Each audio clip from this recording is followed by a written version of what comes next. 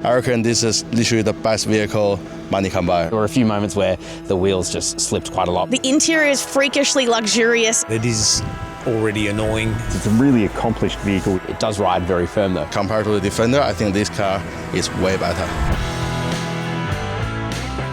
G'day guys and welcome to the Lang Lang Proving Ground here just to the east of Melbourne. Today we're surrounded by four-wheel drive vehicles.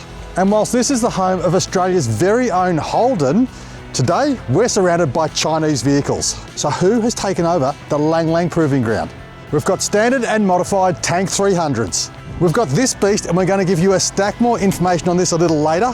There are a stack of standard and modified Canon and Canon Alphas. But the pride and joy and focus of today are these High 4T Tank 500s. So let's get these out on the test track and see how they go.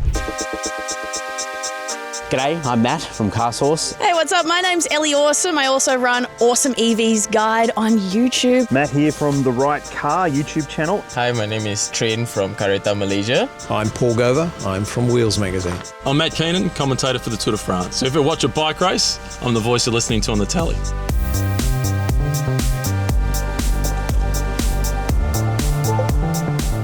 I just spent some time in the Tank 500 plug-in hybrid. It's a really accomplished vehicle with plenty of clearance and really good articulation. It's obviously very high-tech feeling. One thing that I didn't like is that the parking sensors kept coming on every single time the camera would switch off. It is already annoying and it's binging and bonging at me already. But that was probably my biggest annoyance with the experience. It's really accomplished, very comfy and luxurious as well, which I think is pretty impressive for the money. Does not feel like a $76,000 vehicle on the road. It feels way more expensive than that. Well, I've got no experience in four-wheel driving, so I'm coming into this fresh, right?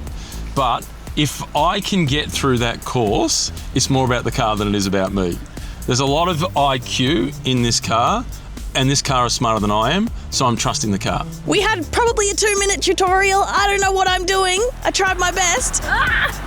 But turns out the Tank 500 from GWM really makes it easy to get off-road because I absolutely smashed it through the water. I'm very proud of myself. And up this insane hill. A lot of yelling, a lot of hollering. I think this thing performs pretty well off-road. In fact, very well off-road, except it's really unfortunate that it comes with highway terrain tyres. Really should come from factory with all terrains because there were a few moments where the wheels just slipped quite a lot. But once you engage the front, center and rear locking differential, yeah, this thing is an absolute beast. It does ride very firm though. It is a very heavy vehicle and it's very firmly sprung. But I like it. I think it drives pretty well for my very limited off-road driving impressions. To be honest with you, after wheeling in my Tank 300 and the Tank 500, the Tank 500 traction control system is far superior over the diesel and the hybrid and not the High 4T, because the High 4T will have the same drivetrain as this, and it is far superior, the traction control system in the 500 over the 300. That's what I found from testing. So I've got two kids, my wife, and we stick the dog in the back as well. And for my kids, they're often fighting who gets the front seat because of the leg room. No fight for the leg room in the front because there's plenty in the back. So you have luxury and you have the capability of an off-road car. Sitting at the top of the Tank tree above the 300, 400 and 500 is this incredible Tank 700. And the fact that this vehicle is here is a great sign that the Tank 700 is possibly coming to Australia. And that's something that you all should be excited about. The Tank 700 comes in two models, but this one here is kitted out with the full airbag suspension. So you can lower or raise this vehicle around 3 to 4 inches on the fly simply with the press of a button from inside the cabin. I just think that it is a great halo product. It offers something different to any of the other players in that part of the market. Even if it's $100,000 or something like that, it could attract a different type of customer and also change the perception of what a brand like GWM can achieve, because really they are all about that right now. You know, you're pushing the boundaries to $80,000 for a vehicle like the Tank 500 plug-in hybrid. It's realistic that brands like GWM will push to new levels with new products like the 700, which really is a statement piece in my mind. Realistically, when this does come to Australia, what do you think it will go up against in the market? I reckon this car will go up against, I would like to say the G-Wagon, but it's not. I reckon this will go up against the Land Rover Defender, for example. Right. If they price it well, this car will sell really well, because compared to the Defender, I think this car is way better. What about Prado 250 or even LC 300? Sorry, Prado owners, Prado lovers, this car is in different class. But I reckon if they price this car similar to the Prado, it's gonna sell. And I reckon it'll start converting people from the Toyotas.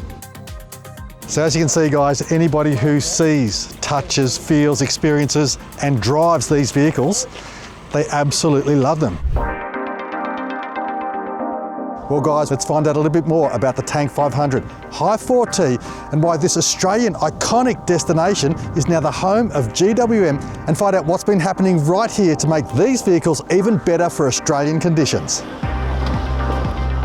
The Proving Ground was established in the mid-50s by General Motors, and it was Holden's base right up until 2020. It's an incredible facility. It's got 44 kilometres of road network, both sealed roads, gravel roads, lots of different test tracks to really push and exercise the car. And then it's people like me who use these roads then to tune the car to cope with those inputs. The Proving Ground also has a 4x4 area. For Tech Day, we specifically built a more extreme area, which really let us push the Tank 500 to show how capable that car is. It's incredible off-road. Really, really good test of what you'll probably experience if you do go for a big adventure. Definitely shows the capability and the breadth of usability of the Tech here, and the four-wheel drive system is really impressive too. A lot of people didn't know that you could even tackle obstacles like that in such a new vehicle. What do you think of the course so far? It's tougher than I thought, and it's good. Should be tough. So far, I'm a fish out of water because I'm accustomed to being on 2 wheels instead of 4, but I haven't crashed, haven't been told to stop, haven't been removed from the car, and I haven't asked for an update on my insurance policy. Guys, some big news. GWM have recently employed Rob Trubiani, one of Australia's most famous vehicle engineers. He worked for years at Holden. He's been testing and proving vehicles here for 30 years. Now he's now with GWM and he's putting some specific tuning into these vehicles. It's called AT1, I believe. Let's catch up with Rob, find out more about it and see what it means for Australia. Hi, I'm Rob Trubiani, GWM Australia's Program Engineering Manager. The fact that they've hired Rob to basically make their cars better for Australians just gives you an idea that they are trying to make their cars suit our market better than many of the other brands out there. And I think it's pretty evident that they're going to be on the right track with that. I've been coming to the Proving Ground here at Lang Lang for over 30 years now. A long time with Holden initially. Excited now to be back with GWM. Rob Trubiani was hired a few months ago as our lead ride and handling engineer. Localisation and producing products which deliver exactly what Australian and Kiwi drivers are looking for is hugely important to us. One of the things that we've identified is that the cars we're getting out of China are fantastically well built, incredibly safe, loaded with tech, fantastic value. The ride and handling out the factory is great, but Rob brings in a level of expertise that very, very few brands can boast. We're lucky to have him. So Rob's fixing those 1%ers in terms of how we really bring a car to life and make it sing and dance for an Australian and Kiwi consumer. Rob's what we call at-one tune is coming through the factory within the next month and rolling into showrooms imminently. We can't wait to get it here.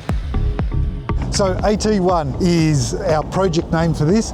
It started off being called AT1 because it stands for you are at one with the vehicle.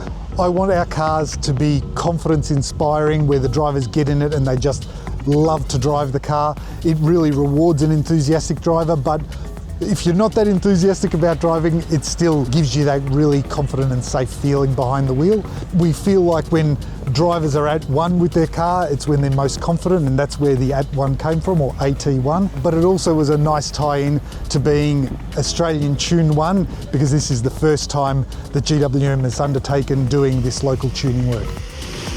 For me personally, AT1 is huge because it's GWM giving me the responsibility to put the Australian tune across our entire portfolio. That's a huge responsibility and one that's very satisfying. Being given effectively free rein on all of their vehicles is incredibly special. It's like catching up with an old friend.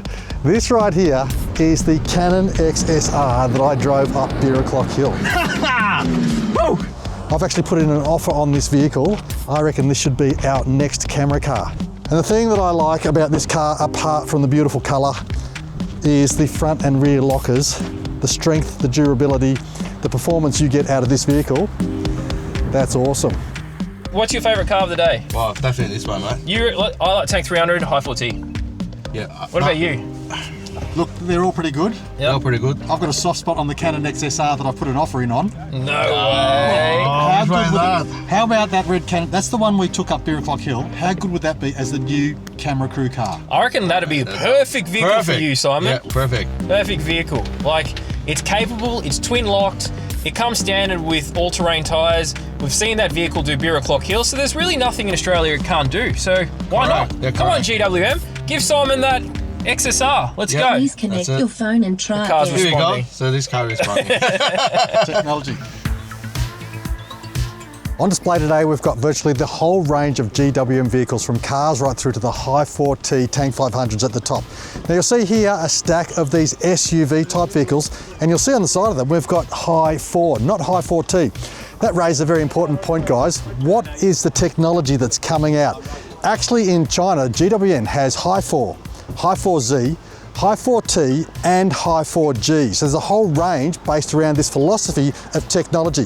The interesting thing though is that all of that technology relates to different mechanical systems. So while the High 4 is more of a twin motor electrical system, more of an all-wheel drive type setup, the High 4T actually pairs a traditional mechanical four-wheel drive system with the benefits of EV. And that's something we're going to look at next.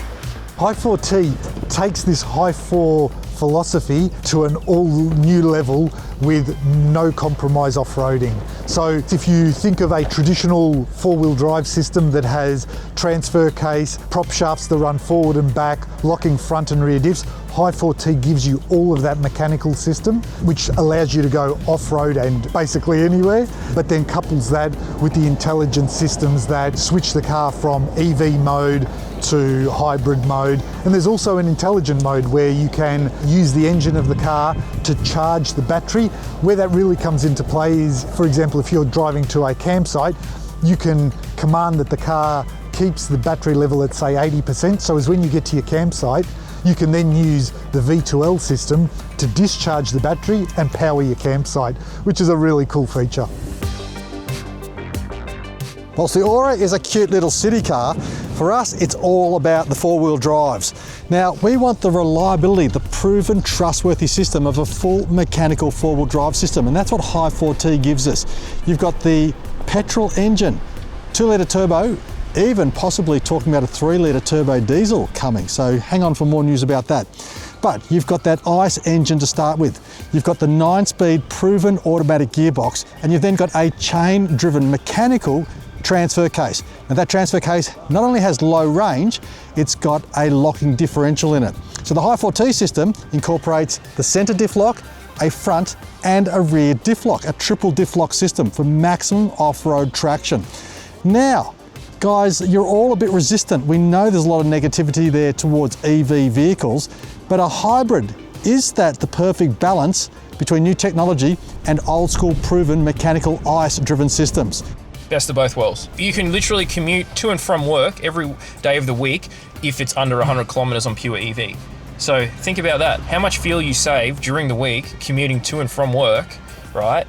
And then if you are going on an adventure like we did last week, you put petrol in it and you've got the best of both worlds. So you save your money from Monday to Friday, and then if you want to go away on a weekend trip, you still can, and you can go between towns, no dramas at all. I'm a natural tight ass, so I don't want to have to be filling up the tank all the time. The EV works for me. So with that proven mechanical four-wheel drive system inserted between the block of the engine and that 9-speed auto, we've got that amazing electric motor. Now that electric motor puts out a stack of kilowatts, it puts out a stack of torque, and that gives you instant torque on demand when you're in off-road conditions. We don't have to wait for the turbo to spool and stuff because we have the High 4T to help. So you don't really need to wait for the power to come, the power is just there. So not only does it transform how the vehicle behaves on road, it gives you a stack of torque when you're off-road, which is what we need as four-wheel drivers. And with all of that technology, we're not only improving the on-road handling, the ability, the performance of the vehicle, we're improving all of the off-road characteristics as well.